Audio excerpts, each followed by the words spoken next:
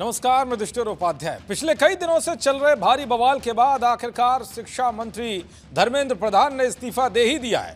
उन्होंने अपना इस्तीफा प्रधानमंत्री नरेंद्र मोदी को भेज दिया है। नीट परीक्षा में हुई गड़बड़ी को लेकर देश भर में जारी विवाद और जंतर मंतर पर चल रहे छात्र आंदोलन के बीच उन्होंने ये फैसला लिया है। धर्मेंद्र प्रधान ने सोशल मीडिया पर इसका ऐलान किया है और इस्तीफा देने की वजह भी बताई है। सबसे पहले आपको बताता हूं कि इस्तीफा देते ही धर्मेंद्र प्रधान ने क्या कुछ कहा है और कॉकरोच जनता पार्टी ने इस्तीफे पर क्या कुछ प्रतिक्रिया दी है, और फिर आपको बताऊंगा कि वो कौन कौन सी बड़ी वजह है जिसके चलते धर्मेंद्र प्रधान को इस्तीफा देना पड़ा। दरअसल धर्मेंद्र प्रधान ने इस्तीफा देते हुए कहा है कि 10 दिनों से मेरा मन दुखी था, मैंने जिम्मेदारी से मुंह नहीं मोड़ा। धर्मेंद्र प्रधान ने अपने चिट्ठी में लिखा कि पिछले 4 दशक से अधिक समय से मैं छात्र, शिक्षक और शिक्षा सुधार के लिए समर्पित रहा हूं। मेरा हमेशा से मानना रहा है कि मजबूत, समावेशी और दूरदर्शी शिक्षा व्यवस्था ही किसी भी राष्ट्र के विकास की आधारशिला होती है।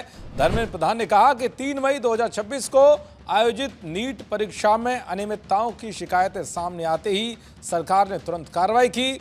मैं नहीं चाहता कि छात्रों का भविष्य कानूनी विवादों और राजनीतिक टकराव में उलझे या उनका ध्यान पढ़ाई से भटके।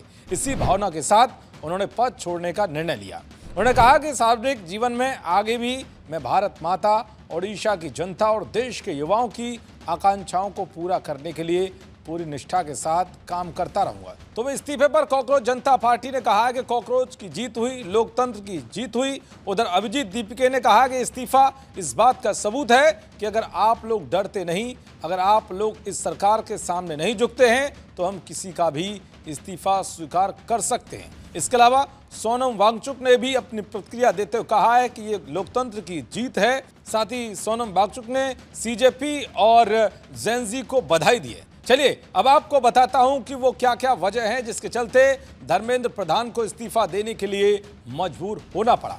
दरअसल जब से जंतर मंतर पर कॉकरोच जनता पार्टी ने प्रदर्शन शुरू किया, उसमें शुरू से ही ये मांग की जा रही थी कि धर्मेंद्र प्रधान का इस्तीफा होना ही चाहिए। 28 जून से लगातार सोनम वांगचुक भूख हड़ताल पर बैठे, लेकिन कुछ दिनों बाद ही 20 जुलाई को भयंकर बवाल हो गया, जिसके बाद स्थिति और बिगड़ गई और आखिरकार सरकार को इस मामले में उतरना पड़ा।